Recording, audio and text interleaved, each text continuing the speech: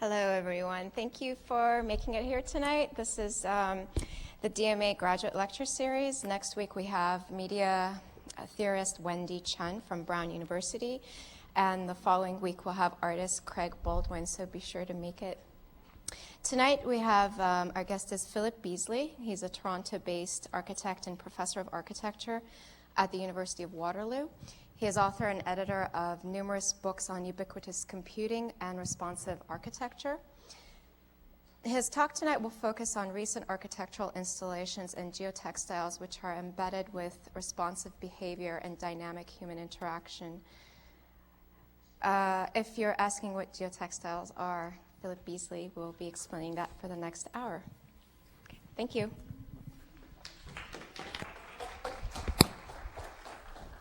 Thank you, Serene, and the other colleagues that I've met today. Thank you for your hospitality. I'm very happy to be here. This talk is going to show a number of projects that have been worked on over the last decade, and I'm going to try and put them into a context of responses to the land. I'll start with some comments on how we stand in the earth. And then I'll go on through the projects, and then I'll stand back again and relate it to a series of paintings that tries to articulate a way of relating to the world. Just by way of introduction, I do buildings, so here are a couple of projects from my practice to put it into context. A project for a student center which was focused on working very deep in the earth, folding and worrying the soil and in concrete, trying to achieve a great depth, working with much more lightweight structures, kind of basket work, working on the stage with a resonance, a series of veils that amplified light and movement. So those are a range of elements that I worked with. I'll be focusing tonight, though, more on a series of gallery installations. This one called Orpheus Filter is in London from 3 years ago, which really are increasingly functioning as a kind of formative stage of work that then becomes more public, slower, much less expressive, arguably, as it gets digested through public process. But I'm finding quite a bit more focus in this work through using the kind of laboratory of the gallery and temporary installations as a medium for generating architecture. So the talk will start with nature. And then I'm going to move on from nature into some speculations about making the earth synthetically. And then after the projects, the paintings will try to construct an argument for a kind of mechanical empathy. My hope is that these projects and these thoughts will contribute to some paradigms for interactive systems, for responsive systems that apply to various media, the media that you're working in. So this is the land that I work with. We don't have dollar bills anymore, but this is very much part of my imagination because it's the land that greeted me as a child. This extraordinary muscular land stripped by ice. The last ice age 10,000 years ago is still very recent, and it's taken away so much topsoil and exposed the granite, which is continuous with the magma of the ground. There's an incredible feeling of being able to stand on ground that is actually solid, granite. And perhaps we might have some pause about the reactions on the top, which is what we do with it. But let's start with a satisfaction. This is the French River, just a couple of hours north of where I live, where I worked on a gallery project. An absolutely scoured, solid, extraordinary land. Here's another place out on the east coast, which is continuous with the rock that we just looked at, Peggy's Cove, where the ice has taken the topsoil completely away, and it's taken away the limestones and the shales and the sandstones, and we're at an area of ground which is so very close to the earth, the core of the earth. The experience of standing on this kind of ground makes for a sense of absolute security. It's a remarkable feeling to feel secure today. But I think that this kind of sensation, the sensation of standing on scoured ground, is one place where it's possible to actually relax. And it makes me think that, that my posture is usually very different than this. I mean, when I'm not standing on this kind of ground, when I'm standing in a city, for example, I notice that my legs are always a little bit tensed because I'm standing on a suspended slab, on multiple hollow planes, on places that are hollow, places that are provisional. I love this sense, anyway, of being on original ground. And it makes me speculate about what kind of responses might be generated. Here's one kind of response. This is certainly a Canadian response, perhaps a North American response, the making of the railway 150 years ago. The ground is so muscular, so absolute, that it becomes possible to have the task of simply orchestrating everything with all your might, just to fight it, just to blast your way through it. The task is very simple, really. This kind of courage of fighting the land as if its power is absolute. Kind of a delicious feeling to have parents that are that strong so that you can just wrestle with them with all your might.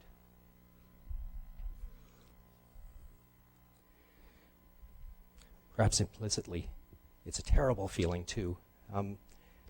So the railway stretches across the ground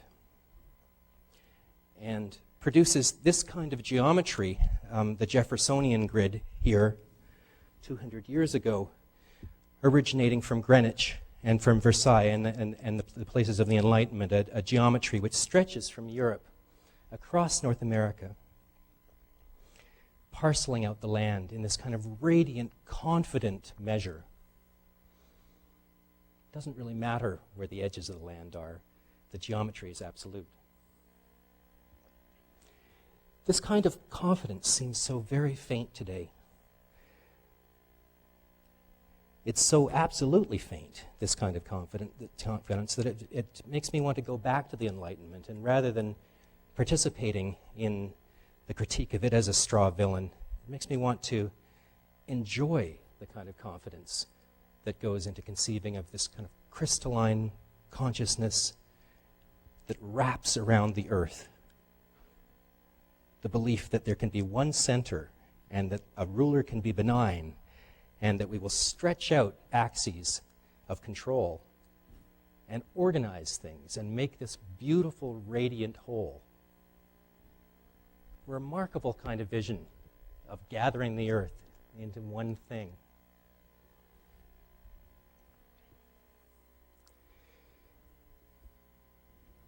And the traces of that geometry, then, are here in Brampton, just north of Toronto, and no doubt in every suburb around your own cities. And they have a very curious kind of resonance with the land that's actually there. The land is scored by these grid marks, the concession roads that stretch out from Greenwich and Versailles. And then they waver very slightly, speaking of small groups of workers laboring with compasses and chains, measuring out ever so carefully to keep it straight, making this almost perfect grid, and yet being pushed back by the fissures in the land, by the ravines, by the areas of bog. I love the small wavers that cross this. And then, of course, we could see the other kind of orders where the geometry is almost irrelevant. I mean, the anatomy of the land itself that has its own kind of narrative. I mean, if we look at the watercourses that follow a completely different orientation with their own logic.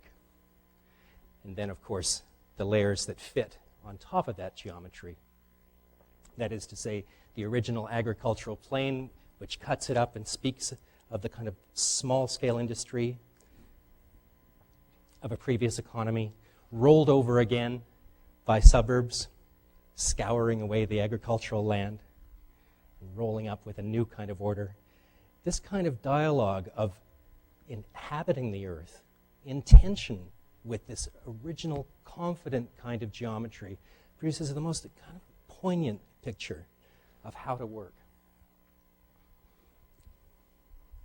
If that picture is poignant, then I start to think about how to work with the land. And I think of the original sense that I was just sharing of the solid, scoured ground. And it makes me think very differently about the city today that I work with. Here's Potsdamer Platz, taken about 10 years ago when it was the busiest construction scene in Europe. And what was striking about this scene, beyond the sheer industry and the magnitude, was the sense of where the horizon actually was. I mean, in contrast to the solid ground that I was commenting on before, here the horizon is right at the middle of the scene. This is the surface of the city. Huge expressways and shopping malls and underground works stretching underground, just as developed as skyscrapers above. An extraordinary sense of an absolutely immersed, interwoven, three-dimensional world, an utterly different construction than the firmament. So if those are a group of responses to the land,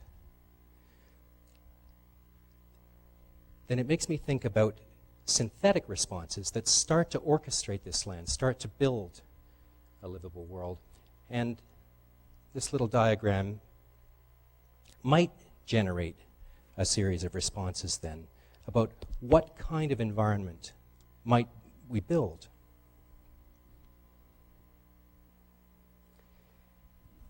I saw this when I was flying towards you yesterday. Over Iowa, again, the Jeffersonian Grid playing over the plain, but now scored by windbreaks and irrigation paths.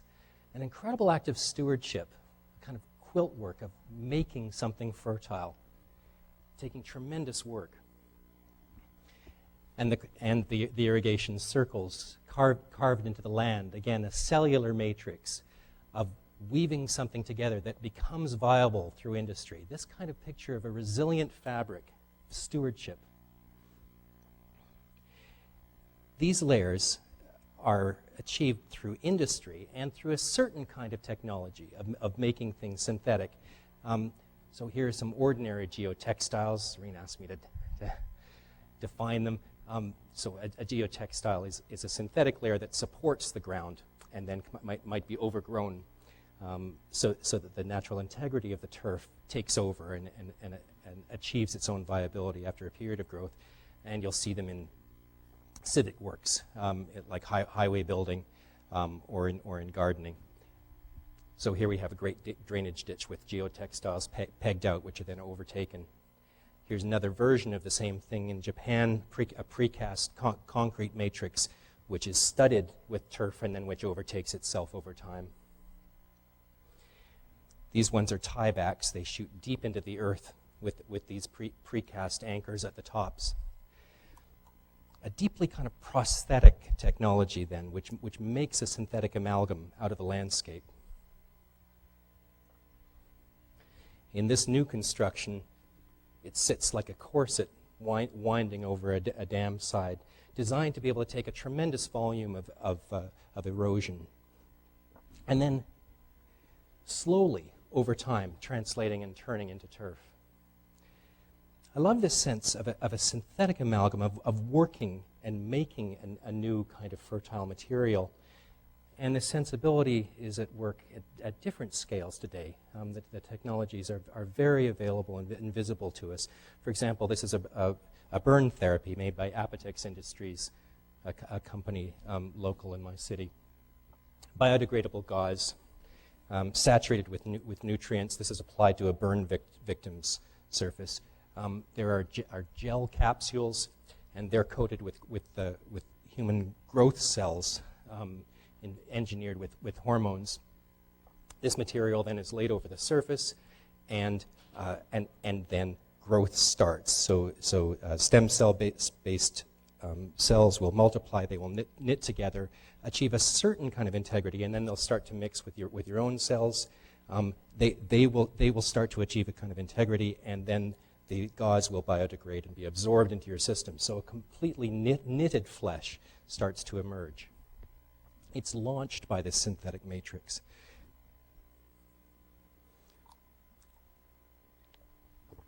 And the same kind of thing happening at a more microscopic scale, visible in the cell construction itself. When I was studying biology, I I did my own diagrams of the cell, just like you would have done in your science classes in grade 6 and 7, and I drew a wavy line around the outside, and I studied it with maybe the mitochondria and the nucleus. But the material in between was completely blank. I don't know about you, but mine was anyway. The plasma, that was just kind of like water or air. It didn't really exist. This is Donald Ingber, a cancer researcher in Boston, and he has found that plasma is actually a tensegrity structure. It's not just undifferentiated jelly. There's actually a geodesic framework of microtubules and actin. Microtubules and actin, they're both protein formations. The microtubules are kind of a compressive element. Actin is a single-stranded protein that can stretch, and it works together in this matrix. So it's actually a complete lattice work inside the plasma. And then by chemical reactions, this system will tense up or relax. And for example, this is what makes the familiar formation of red blood cells, which cup in. This kind of motion, the actual physical structure of this tensile system is what's making that kind of formation go. And it's an engineered system. It can be affected. So what I've just tried to do is run through a whole series of scales of orchestrating structures, which work at first with some kind of simple, straightforward stewardship of the ground, taking care, responding to the ground. And then I'm working increasingly with the sense of actually orchestrating living things.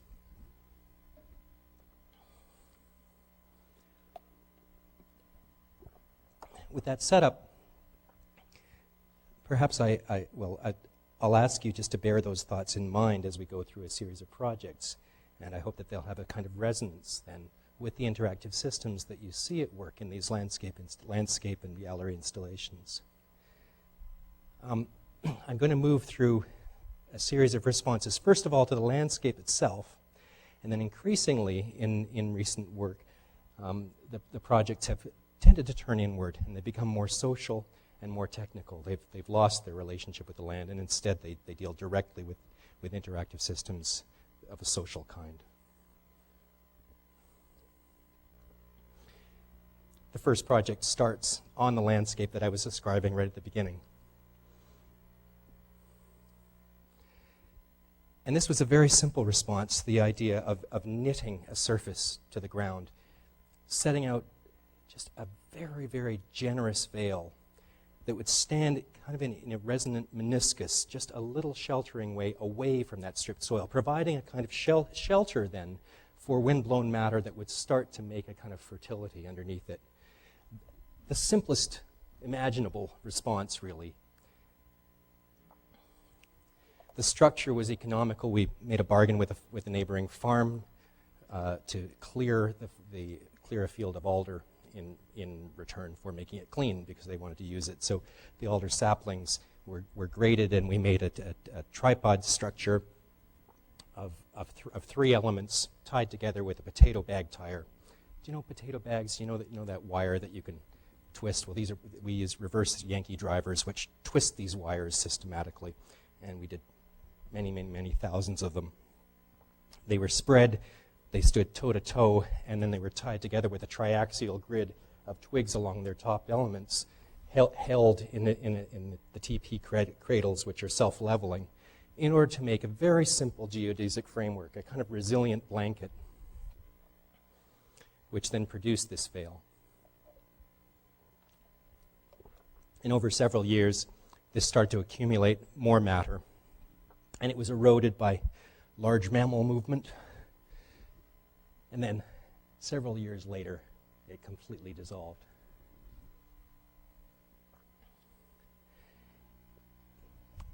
In a second project at Peggy's Cove, Erratics Net, a similar kind of response was made with wire. This is a landscape that stands on the North Atlantic coast, completely buffeted by storms. I mean, very intense weather, incredibly exposed.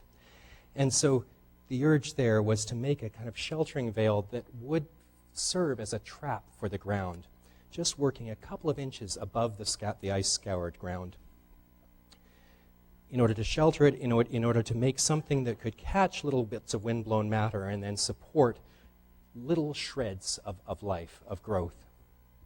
So this was a hand-bent wire kind of basket that clipped together systematically and made little barbs and hollows in it. It ran over the glacial erratics, the boulders that had been scattered. And then it was multiplied into a kind of into a foam-like filigree that started to respond to times when the fog would roll in and the atmosphere would thicken. In those times, the sense of the solid ground completely dissolves. I mean, the atmosphere on this part of the coast is really extraordinary. When you're in a fog, the ground is a very elusive referent, and instead you're in a kind of a thickened atmosphere, which is really almost liquid.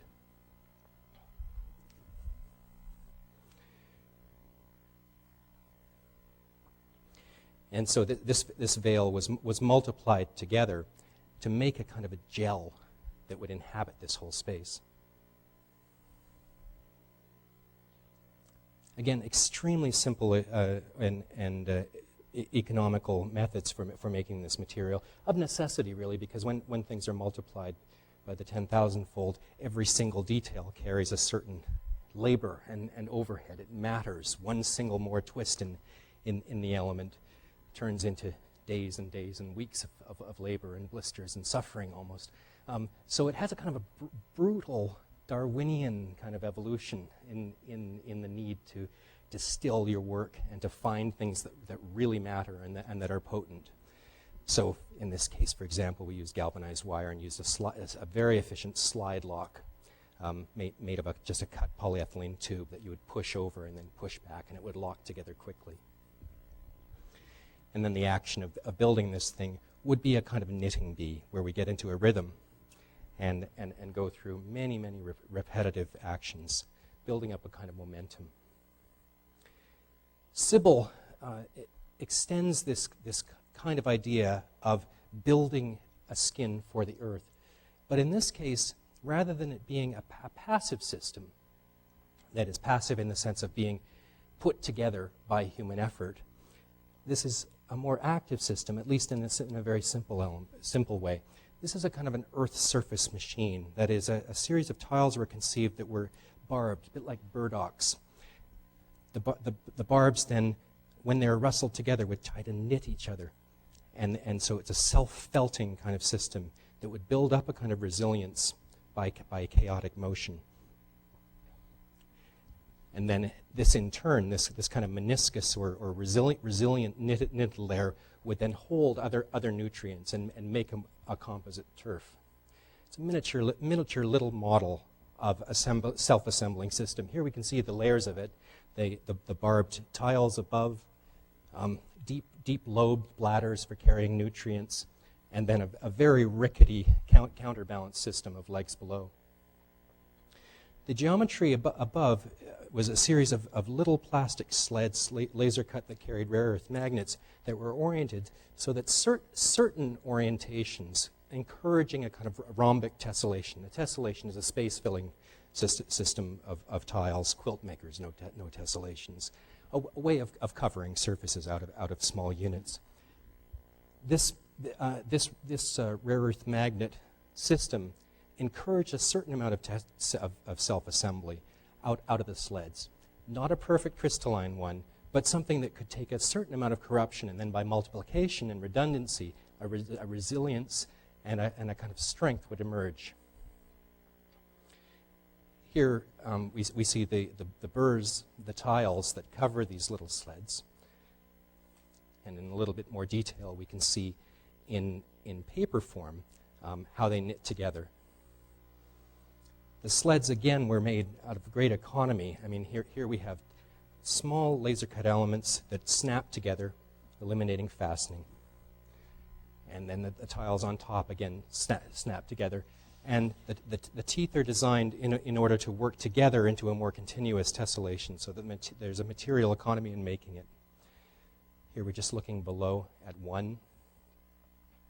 And then a side view where we can see this very, very light surface that carries bladders. The bladders are primed with salt so that the element is hygroscopic, meaning that it pulls fluids in. So this isn't actually fertilizing the earth so much as actually ingesting organic matter, feeding itself, kind of fertilizing itself. Sibyl, then, is actually a slightly ironic title because it's not really a matrimonial energy. It's much more of a parasite than that. That is, it's actually feeding itself. But it's creating a kind of fertility.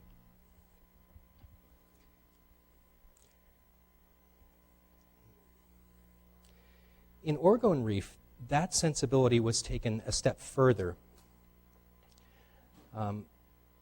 in which a kind of a matrix, a fertile cloud of material was attempted.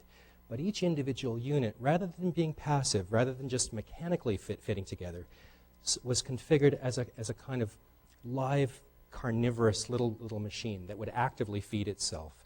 And so the units being fit together would start to work in composite as a self-fertilizing system. The elements clip together, and I'm just going to shift to explain what the individual units are, and then we'll go on to the matrix as a whole. So in digital model, we can see the elements here. It's easier to see in the flesh.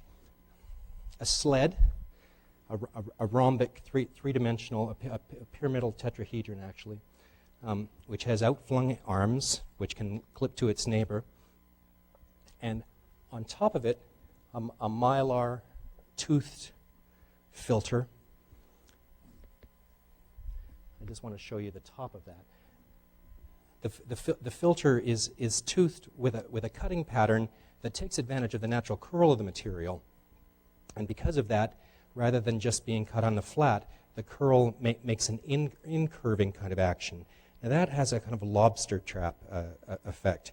That is, material can pass through one way, but not through the other. So this actually is a kind of a trapping pore, a mechanism that promotes a slow trickling pumping through its system.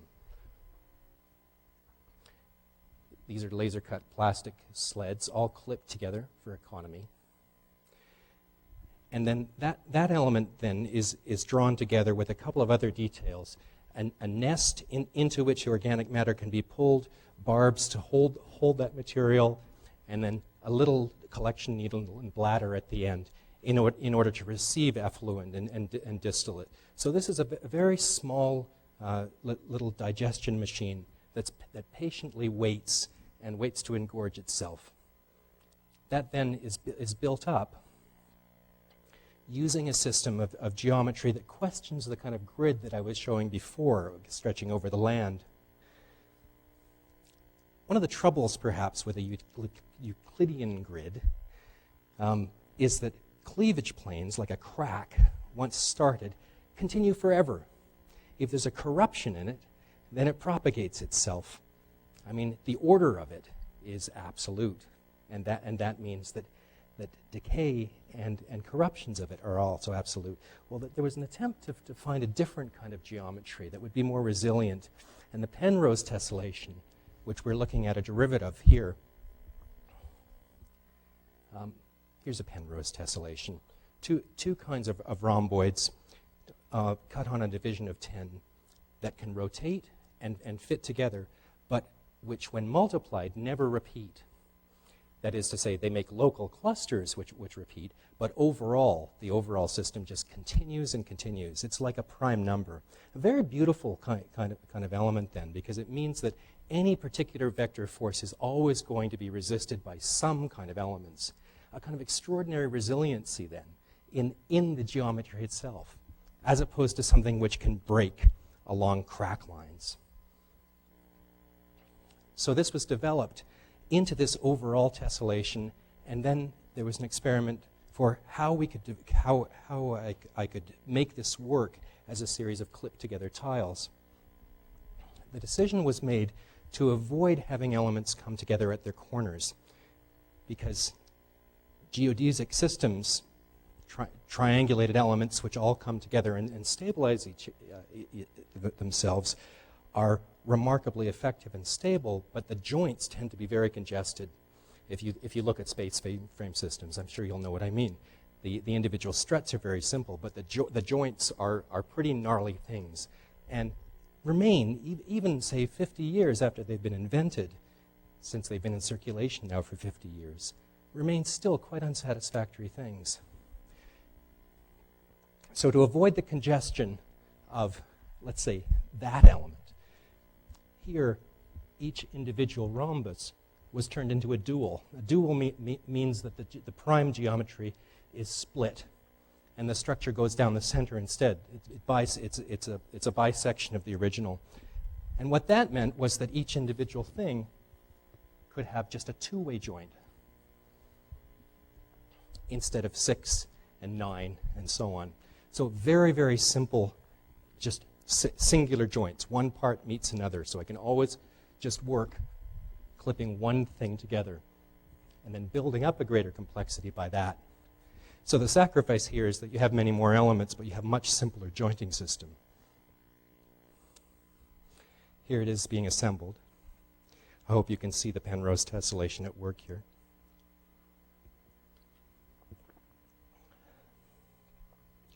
And then a greater assembly.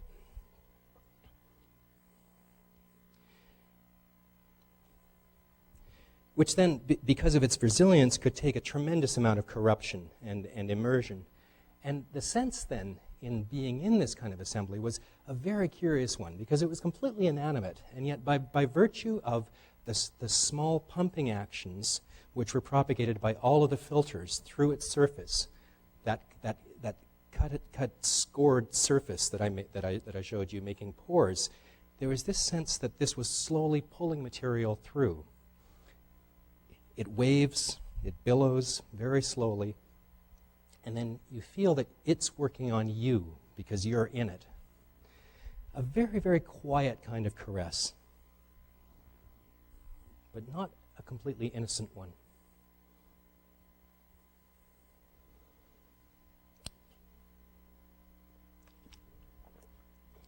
That sense of generating a nearly innocent caress was expanded a bit in this London installation just 4 years ago called Orpheus Filter. And here the individual elements were developed more systematically so that they could have multiple overlapping kind of orientations. Here's a model of a set of them where we can see that there's an individual bladder collection unit. It clips together using the same Penrose tessellation as before, but then it's generated into a pyramidal tetrahedral sled here, and then it holds a larger tile which can be independent. Rather than every single element having its own kind of self-referential completion, this had two layers which could have a certain independence so that they could layer together into a larger felted system. Here are the different orientations that each of the tiles could take. What this is in fact a kind of factorial of a Penrose tessellation, meaning that any particular orientation, there are 10 possible orientations in a Penrose rhombus, is predicted in the set of tiles. There's a set of attachment holes, and so no matter where it lands, the other element can still fit onto it. So this is not a completely chaotic system. It's a predicted system, but it just has certain orientations where it can work. So here we can see the variations that it can absorb.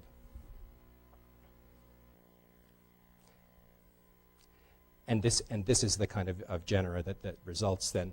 Again, quite a resilient, pleasurable, quite strong system. Strong because of the amount of variation that it can absorb.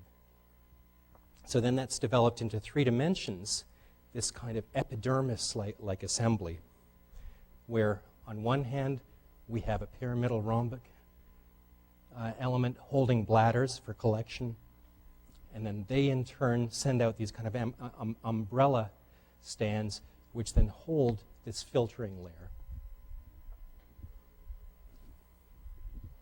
I'm just going to go through the anatomy of this a little bit more.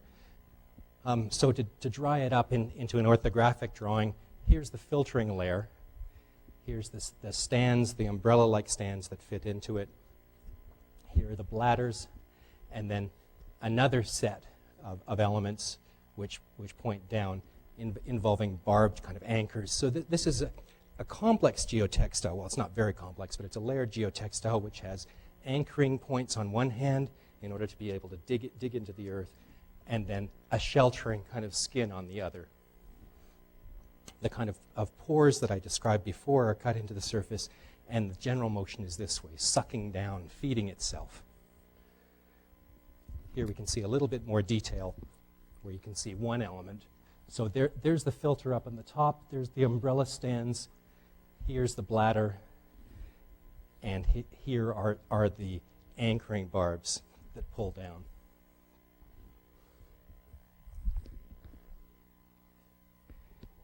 So this is what that epidermis, that layered system looks like from inside. And here's the bottom side of it. Sorry about all the shifts in orientation. This should be pointing down, I suppose.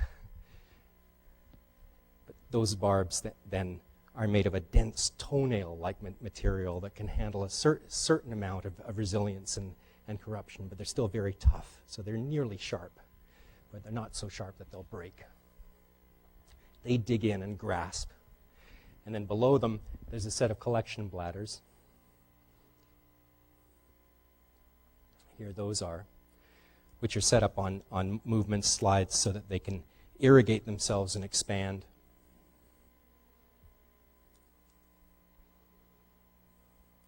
Again, very, very simple details so that they can be multiplied intensely. These are all set up in patterns, and almost all of them are laser cut in terms of production. There's a bit of store-bought material.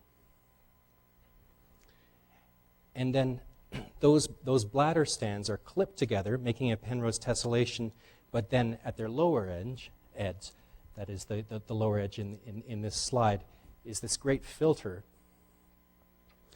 And the supports to that filter, then, are actually active. They don't simply passively set up their own stands, but they have an agenda inside the elbow, inside the crutch of each of their stands. There's a needle, which is gathered around by a lure of very delicate feathers, scented, and they have sprung barbs, so that material which passes through here would be grasped. And then fluid would be drawn off, and then the fluid would go into the bladders underneath. Here we can see that lure element. And then finally, the top surface, which is very gentle, but still which is toothed and which has these pits which work like pores, pulling material through its surface. Again, as I say, it's a passive kind of machine. That is to say, stray movements that would happen around it and irregularities in the air currents would set up a kind of peristaltic billowing which would make this whole assembly work like a great lung in the space.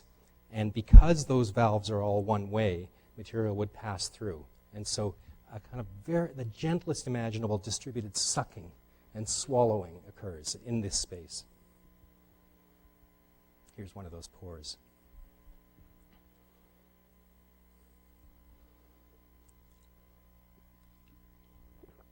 It's a mutual kind of relationship. I mean, it's feeding, but it's incredibly nourishing as well, I would say. I mean, this sense of gentleness and of comfort is perhaps the primary feeling in standing in this material. I mean, just like a great bedspread. I love lying in bed. The great flannel blanket around me.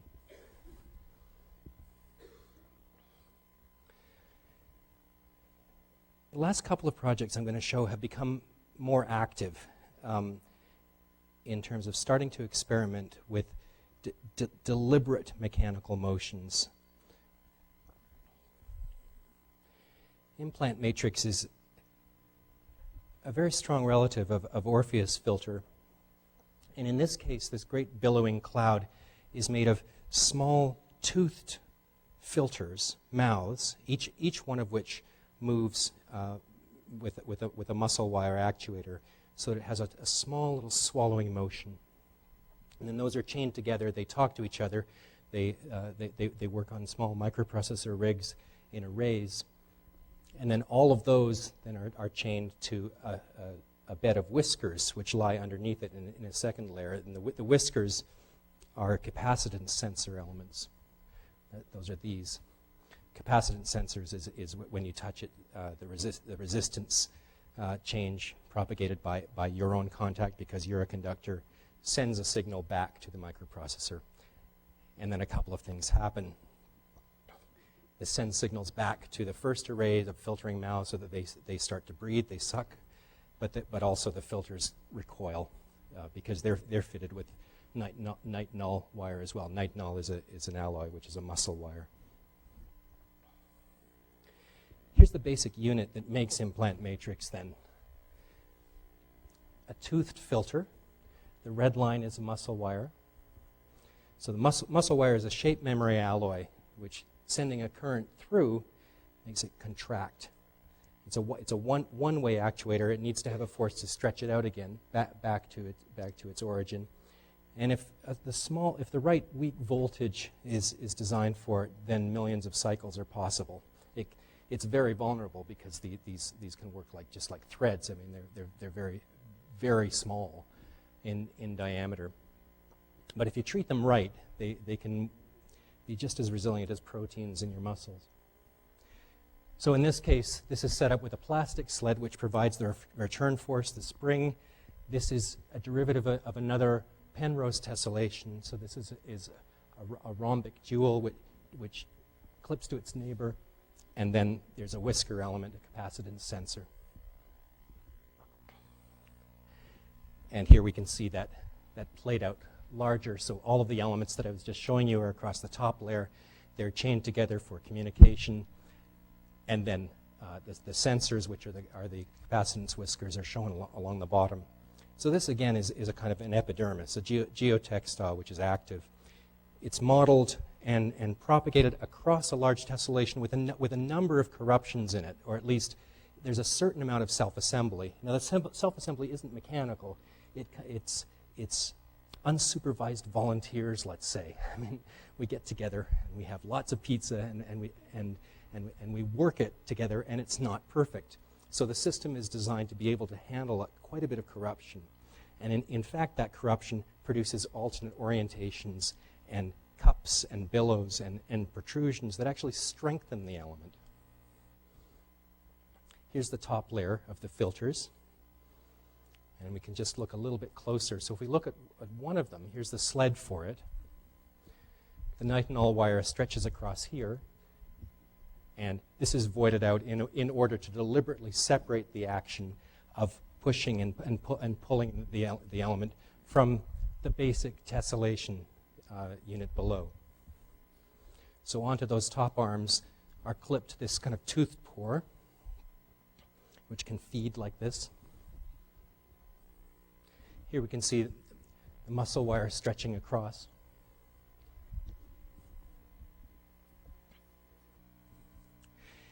And then these individual units are clipped together, making a secondary geometry. Rather than a flat tessellation, they can be warped up into these hemispherical protuberances, which then make cupping elements which can hold the microprocessors, just like a cranium.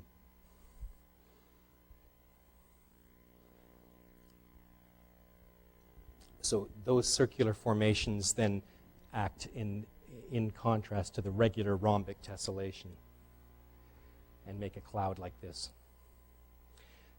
Below that filtering layer, the active layer of which act like an alveoli of a lung, is a secondary filter which holds whiskers.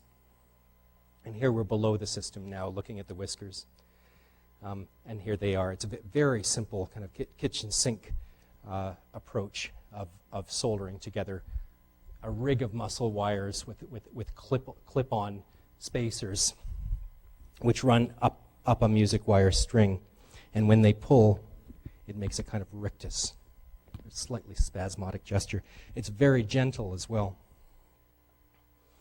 And here are little leaf controllers for tracking, just for controlling the capacitance sensing, which then sends signals up to the PIC microprocessors, which control the whole rig. Now, in addition to that active system, there are also a series of kind of seeds of half-formed elements that move throughout this system. It's robust enough in terms of its repetition that it can handle an amount of corruption, let's say. And so here there are small parasitic elements which are seeded throughout it, such as these sprung barb traps, which are there to collect elements, and these bladder needles, which stand as individual volunteers. Again, they're primed with salts. They have soy sauce in them this time as a kind of digestive element and an analog to human plasma. The communication system in this, there are multiple microprocessors studied through the top surface, talk to each other in a fairly stuttering kind of language, of very slow responses. The individual elements are chained together, and this produces a peristaltic kind of motion. Peristalsis is a kind of wave that perhaps goes up your gut when you're swallowing, and it's a very, very curious kind of billowing. Not completely elegant, but with its own kind of response, a very, very, very strange kind of gentle set of interripples. The entire thing breathes.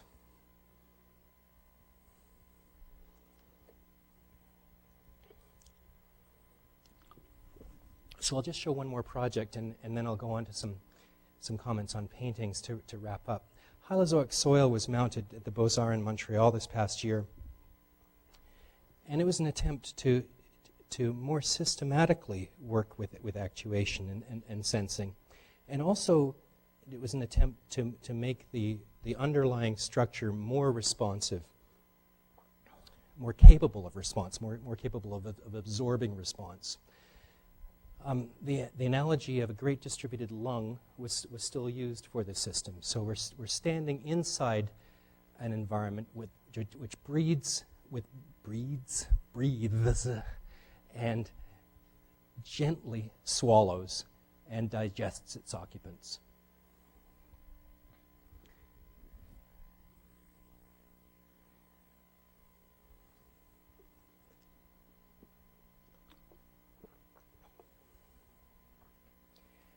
I'm just going to show a little video just to speak about the individual elements which populate it.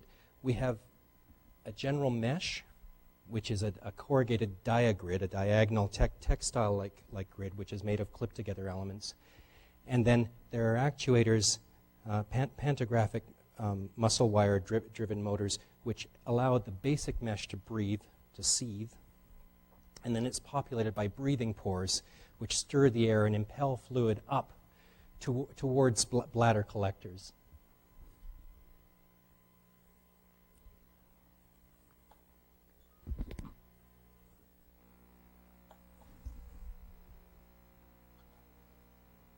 Just bear with me. Come on.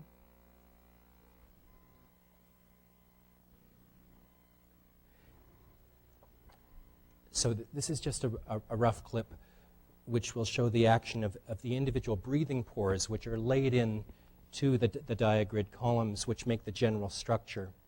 Each one of these has a monofilament tendon along a tongue, which then is driven by a lever, driven by muscle wire. The individual action of each of those packets of motion is amplified because of several kind of amplifiers. That is, first of all, a lever which takes a small motion of muscle wire and then amplifies it. And then secondly, by virtue of the monofilament, which lies very close to the surface of the tongue, which then pulls up along the tangent. And then third, each of the great leaves of these pores is played out, so it's just at the point of collapse. And because of that, even a small amount of motion is amplified.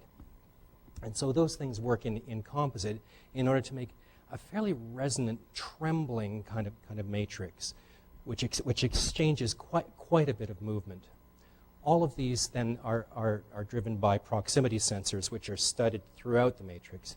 There are hundreds of them, making a set of inter-rippling chains of activity.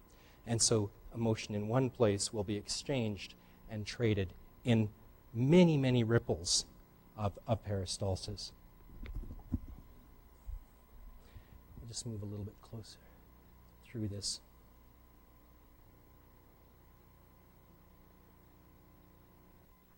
Here, I'll just go to the end. So we can just see a little bit more of the motion of the whole thing. So that's just a dying fall. Someone has moved through, and now it's settling down again and going back to a sleep state where it just has very gentle breathing motions.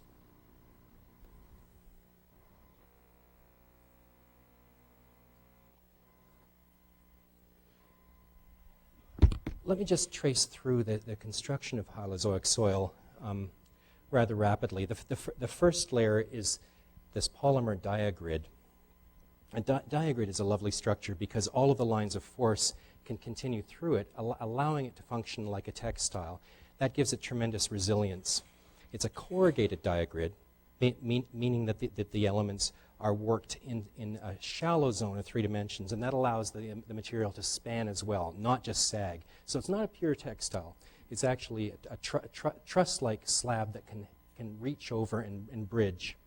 And this produces a kind of a waffle system. The basic geometry of this is a six-sided petal called an eniper. Same kind of structure that lilies are made of. And by reversing the elements up and down, it makes this 3-dimensional waffle, which can span and hold a great amount of surface area, propagating a huge amount of surface area with an absolute minimum of material. Here's the basic elements, a little chevron, which is worked with little bulbed mouths and voids that allow the elements to snap together and be quite strong so they can carry tension. This is worked then into the diagrid. It's curved around to make cylinders. It's amplified into the entire element. Here's one of the 6 sides of the eniper, the lily-like form. And here it is in assembly. Those are curved together into these great arching forms. And then the overall geometry, here we can see one of those up at the top, propagated across the whole surface, makes this great waffle where there's lots of surface area. And then here it is following that geometry, taking quite a bit of corruption and variation beyond the pure digital model. Into this surface then is wired sensors and microprocessors, and then we have actuators which make that element breathe. I'll just show you one of them.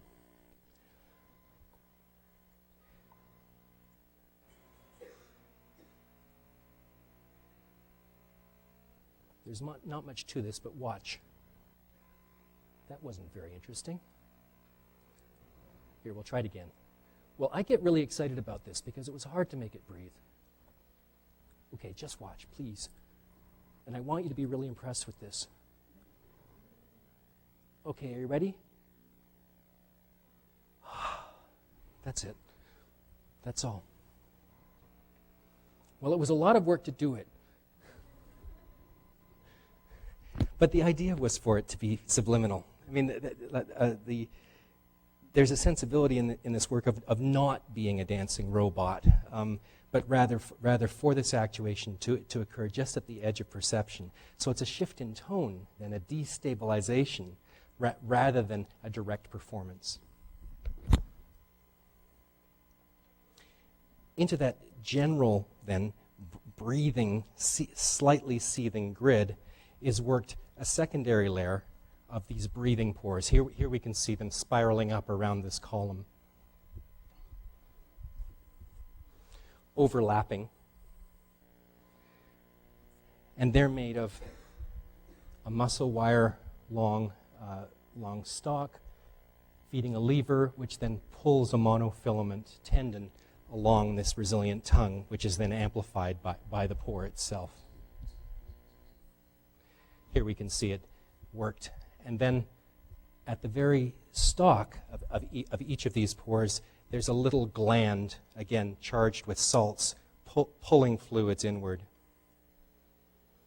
Here we can see a detail alongside the gland of the monofilament reaching down each of its tongues and then connecting to the muscle wire which reaches above.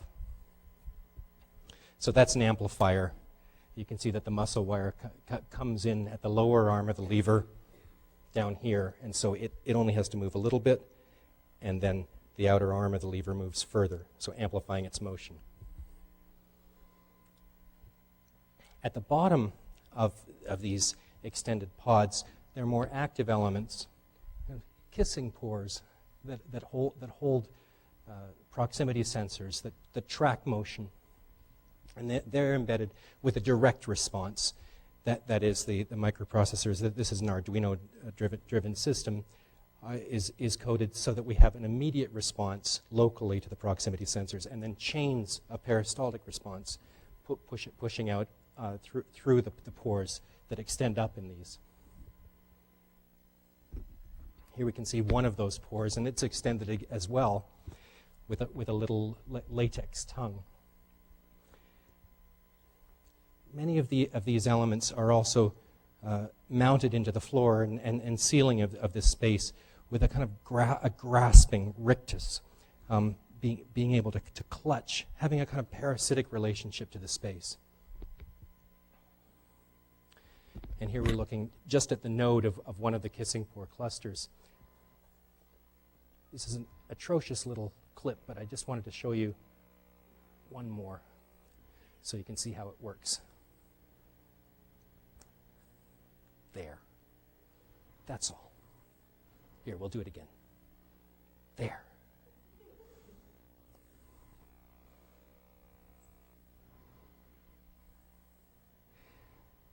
And so those active elements are arranged around you in this darkened space.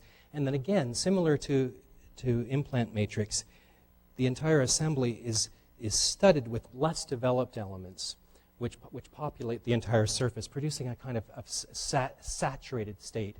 So we have clamping barbs fitted with long rotary spines. The rotary spines are set up on as a kind of a Savionis rotor. A Savionis rotor is a windmill that can turn like that. And these are set up to have opposing kind of motions so that when you come against them, they'll turn and they'll slowly close this clamp. So over time, something will start, will take action, feed on an element, and then fluid will be drawn back to batteries of bladders, again charged with salts. Here we can see them.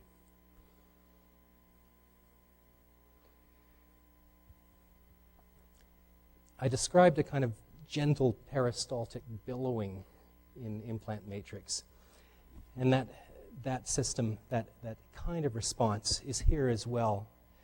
Here it's a little bit more active because the breathing pores brush around you and stroke you.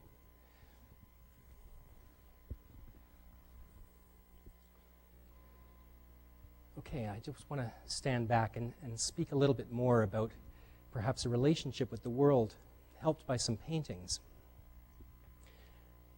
that perhaps draw out the implications of some of this work a bit more. One kind of relationship with the world perhaps is described by Bruegel the Elder, who painted this in 1555, just a short while after the sack of Rome.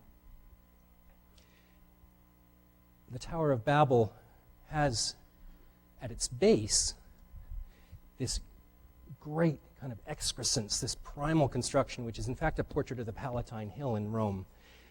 And the Palatine Hill is a remarkable construction. It's a deeply layered, interarcuated kind of synthetic mountain, an incredible labyrinth. So Babel then is built directly above Rome in this picture. But if that's an extraordinary world, then the posture of the king standing with his subjects is one of power. Here's one kind of relationship with the world then. kind of mastery of making things and of having a community around you, an absolute hierarchy, a kind of confidence that comes out of this kind of construction.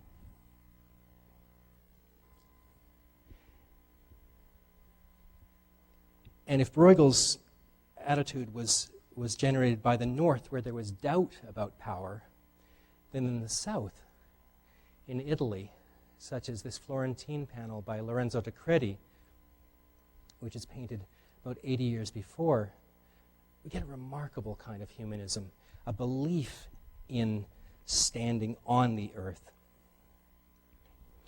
I have such mixed feelings about this kind of work.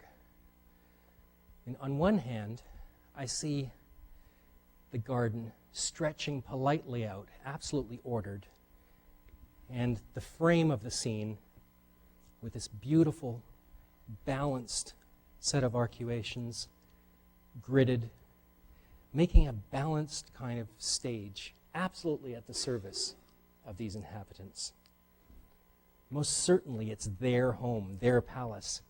And after that kind of obedient, rigid kind of scene, then what happens on that stage? Well, we get the most incredible kind of freedom. That is, Mary doesn't stand rigidly, bearing her power, or self-consciously thinking about the child which is being obliged to bear now, announced by Gabriel. She stands in contrapposto, in this kind of beautiful, dynamic equilibrium. The sense is of forces surging through her that are free above all, not bound. Contrapposto is a remarkable kind of posture. It says that we're working in the world, that we're able to act, that things can move through us. And if that energy is there, the sense of freedom, then how is it amplified even more by the textiles that swirl around these bodies? Again, this kind of drapery just plays and does the most beautiful kind of exfoliation of the basic postures. So the actors and their postures and their clothing is one kind of freedom, very different, to my mind, than the stage, which is so very simple and so very obedient, the gridded, passive stage of the earth. So here's one kind of relationship with the earth. The first one, the king, stands triumphant. This one, it's more subtle. This is humanism at work. Humanism which sets humans up as free, but the earth is bound. It's maybe even more explicit in Botticelli's Annunciation, about 40 years later. I love this kind of freedom, while at the same time I have this kind of sense of appall of the assumption that it makes about the earth. The earth is a servant. This obedient domestic scene that stretches out the perspective, and the tree just at the center of the frame, there for our eye. If that's one kind of posture in the world, then a participation in the world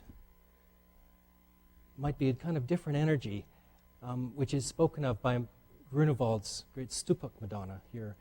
I love this kind of intertwining of the world with the figure. When I follow the boundaries of this figure with the surroundings, then I look at the skin and the hair and the light and then the surroundings, and I start to see blurred boundaries between each thing. A tremendous kind of participation, this lush, fertile sense of the surroundings. Such a very different sense than the kind of very astringent humanist landscape that was in the last scene. This is kind of almost profane in its fertility, almost unspeakable. I'm going to take a tangent away from the world in the next couple of images. One in a stage of reverence. This is Bellini's St. Francis and Ecstasy. So it's certainly not taking the world for granted. I mean, apprehending the world in this kind of posture of drinking it in. And yet, if there is this ecstatic look at the world, at life happening, it's also rather tempting to see St. Francis needing to have the remove of his stage of the rock shelf, looking out at the scene. It's such a very different energy than the Stupak Madonna, who is thoroughly inside the world. I mean, here, he's removed. He's apprehending it, but the world is outside his body. It's very tempting to imagine him mortifying his body, in fact. And that sense of separation, again stepping even further back, might be captured in Caspar David Friedrich's Man and Woman Contemplating the Moon. This is 1835. So now we've hopped a couple of hundred years into full-blooded Romanticism. Again, an incredible reverence for the world, looking out over this great scene, apprehending powers that are vastly bigger than yourself, with the ground seething around you. I must say, I love this energy, the energy of Romanticism, of being prepared to look beyond what we can know. I'm held back a bit, more than a bit, from full-blooded participation in this kind of scene too, though, because the beyond, the space that's beyond the huge cliff that they're looking at, is curiously void. It just has this pure disk in it. And then it's the silent sky. Would it be possible to live out there? It's an utterly different scene than the Stupak Madonna by Grunewald. It's a sense that the world is here and there's vast powers outside yourself out there, but they're not ones that you can participate in.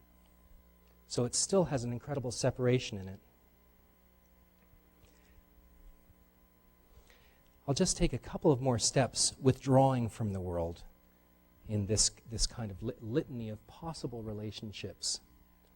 So moving a little bit closer to our time, Giacometti's portrait of his mother, painted mid-century, with this sense of space swirling all around her, but almost devouring her. I mean, creeping in. If I was worried in the first image, in that humanist image of De Credi's, about taking the world for granted and keeping it at bay, here it's almost the opposite. The sense that the space is eating at you and pulling at you and voiding out your flesh and crowding in so that only your skeleton is left. This sense of space having a kind of penetrating force is perhaps exemplified in this image, which is an illustration for Roger Caillois' text of 1935, published in Minotaur, about legendary Psychothenia. This is a surrealist text which speaks about space as a devouring force. Caillois is talking about insects and the consciousness of insects who are impelled to camouflage themselves. And he's trying, as a surrealist biologist, to conceive of the kind of consciousness, the relationship with the world that an insect impelled to have camouflage has. And he says that to these dispossessed souls, space is a devouring force, that the world circles around you like a kind of gigantic phagocytosis. Phagocytosis is like what white blood cells do when they surround you and surround a germ and absorb it, pulling. And he speaks of the space of consciousness that this insect has being impelled to marry itself to the environment as a kind of corrosive, convulsive possession.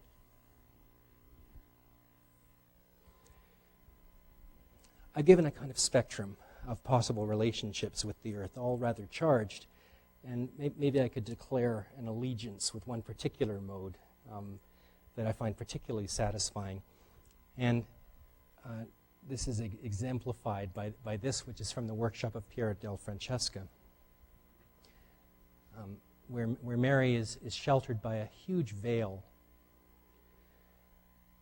And around her, above a miasma, which is the world in creation, is nature, this great brocade of lilies and leaves and fertility. And then the veil itself. I love the way this veil seems almost continuous with her hair and her halo. And the way it's constructed is a kind of extension, a kind of expanded physiology of her own body. And the continuum of nature, the population by geometry, by systematic kind of accretion of all of these elements floating out into the space. And then this local, this kind of transitional object, this veil which encloses her, which receives, kind of like a mechanical empathy, her own energies and makes this great shelter, I find incredibly satisfying as a mode for physical work.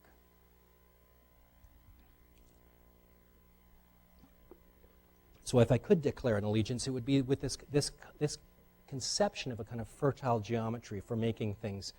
And this kind of work is thought of as part of early Renaissance kind of progress towards humanism. But it's very tempting to read it in reverse as being a very satisfying kind of Byzantine energy, an oscillation of working in the world and outside of it, working with rigidity and fertility, working with freedom and with order. A beautiful kind of oscillation. Okay, I'm going to sum up then. So I've spoken about land and geometry, and I've offered some strategies for accretion and synthesis, and I've tried to describe a kind of alterity, that is a space outside of what we can know. I commented on suburban land and the curious fit with the radiant geometries that surveyed the land. I spoke about the Enlightenment and the kind of confidence of pure geometries, and I spoke about alternate systems that tried to achieve a kind of resilience. And then the constructions that played out those geometries, making a kind of synthetic fertility and working with very specific instruments in order to make a kind of responsive system that I hope would generate a kind of empathy in the end, a material that would work with our own experience and push back very gently. Thank you.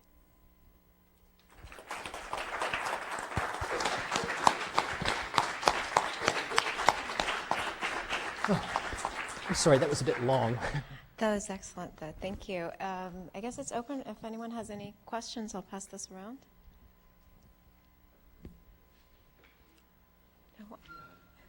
I was wondering, your systems are all collectors, in that they have the bladder. I can imagine it's kind of responding and sucking in. Is there a way to design a system that would be kind of a seeding system that you would charge or prime at the beginning and would distribute? Well, certainly. I guess, the current conception is one state beyond basic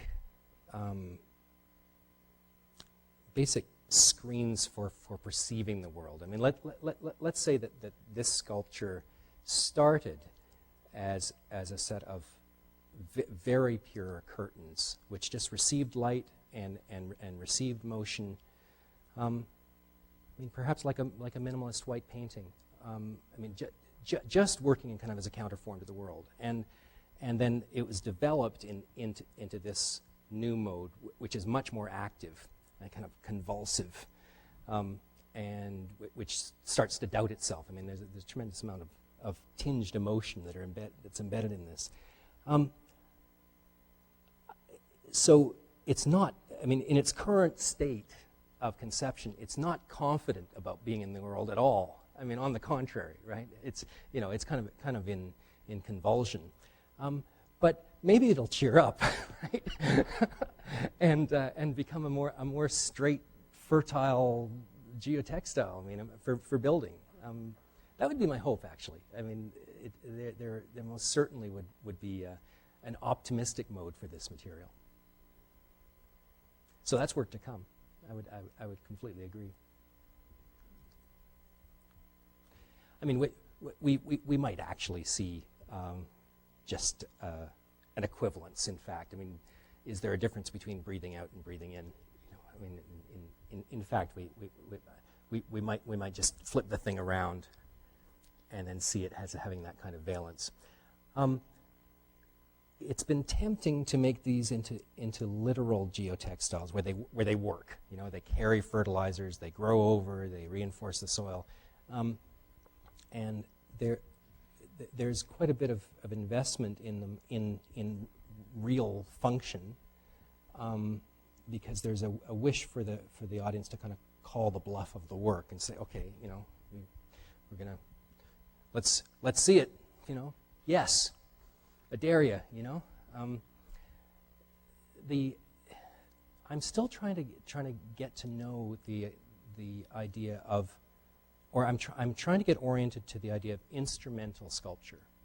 Instrumentalism meaning something that works, something that's operating in the world, something that's absorbed into production that produces good things.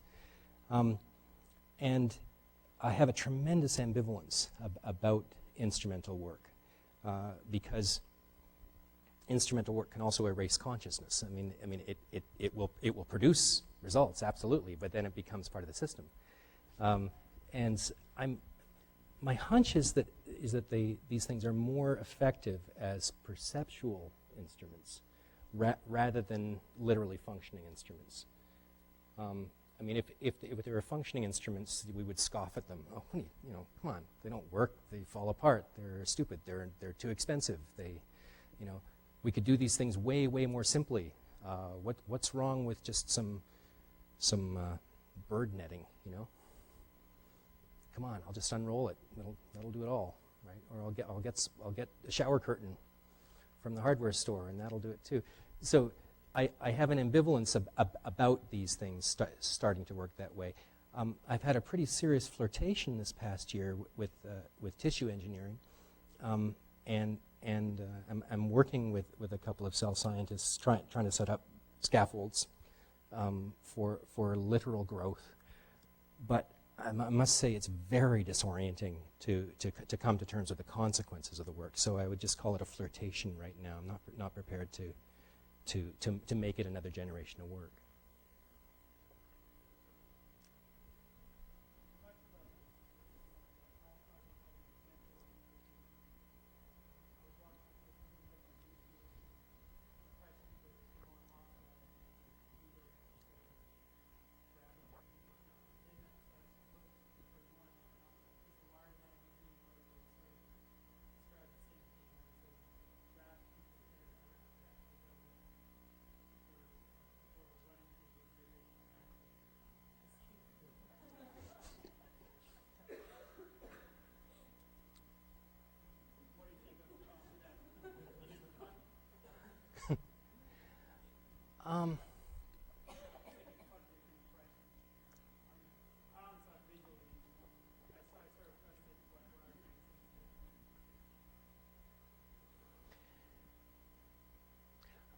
I guess I'm trying to find a rather nuanced line, perhaps a Byzantine line between sublime work, which is lovely, and something which also has decay built into it, and slight tinges of convulsion and vulnerability. And the current balance is let's say a poetic strategy, which might be different for different people. So that balance may not be right. I mean, some people may find it repulsive. I find it. I react to it as kind of kids who have to be tough to survive, you know, or insects which have to have stingers just because they're really little, you know. I mean, come on, let it have its stinger, you know. I mean, yeah, they do fight back. Absolutely, they do. Yeah, I mean, if like the overall surface to this material is incredibly gentle, but if you get very intimate with it, then some dark stuff will happen as well. I mean, because there's many sharp elements that will penetrate. But I think that it's a pretty reasonable bargain. I mean, it doesn't seem the grotesque elements of it seem kind of necessary. At least they're currently they seem ethically necessary in order to be able to do work that would otherwise be just more acts of territory making. You know, I mean, do we need more enlightenment projects of corralling the world and controlling it? I mean, is that? I mean, just where is the balance? So the darkness that you're speaking of is a strategy for consciousness. I mean, does it work? You know, I'm not sure if it works. There could be something disabling about the grotesque as well. Yeah.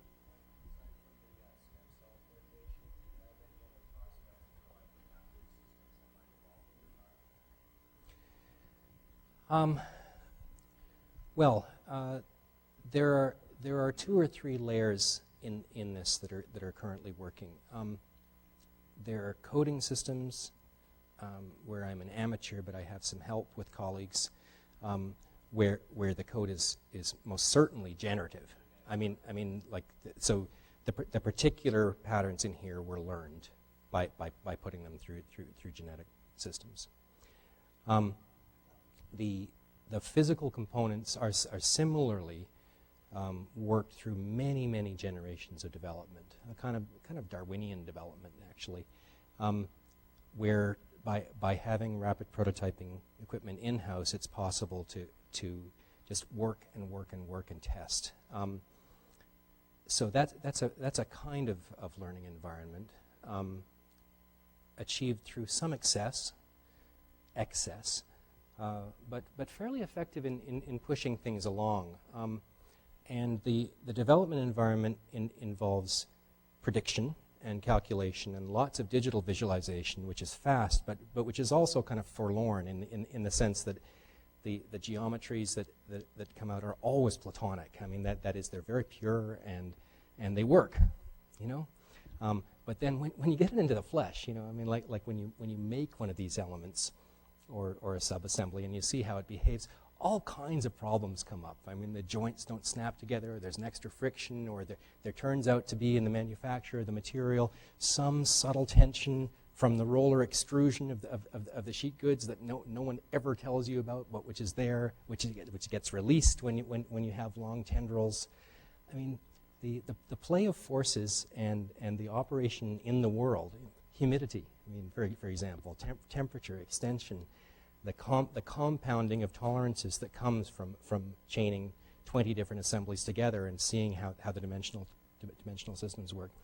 There's just a tremendous amount of complication that happens in the concrete work, which then is information which feeds back into the system. Some of that is taken care of by predictive software. I mean by putting in some physics into the modeling, so we can see some degrees of twist and motion. But an awful lot of the time, it's interesting. It's way faster just to make things and see how they behave and handle them, and then feed them back, rather than working exclusively in visualization. So that's a kind of development theater, which is also, let's say, a learning environment. Now, that's not completely hands-off by any means, but it's going. It goes a couple of steps, let's say, towards generative work. The generative work has one more layer, which is kind of a very active flirtation with parametric software right now. Generative components, for example, is a really lovely software where you can work with individual pieces and then propagate them in arrays in deeply nested kind of relationships into a whole system, but then still get at the parameters of the individual elements. And so when you tweak them, and you can see how they push and inflect the entire system several strata away. It's a very, very powerful kind of set of tools. So that's another example, let's say, of working generatively.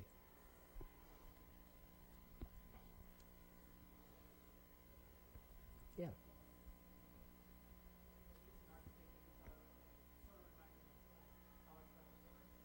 Mm-hmm.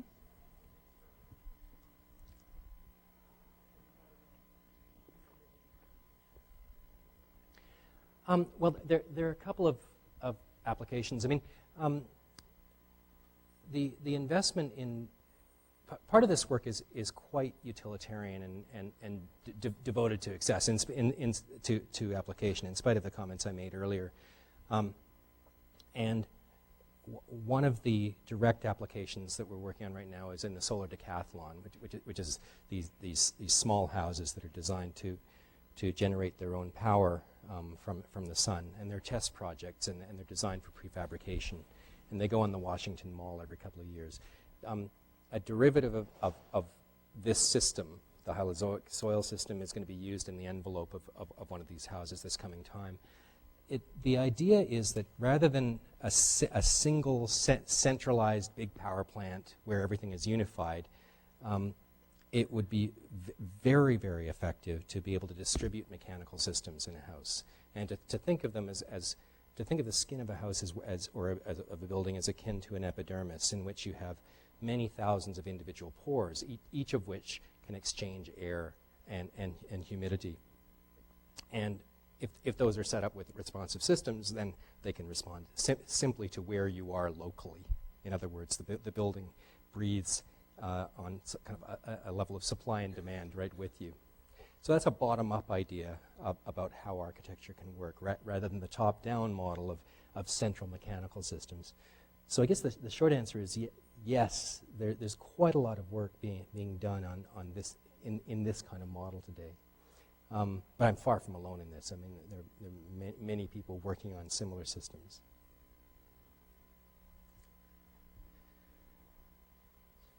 Okay, well, thank you.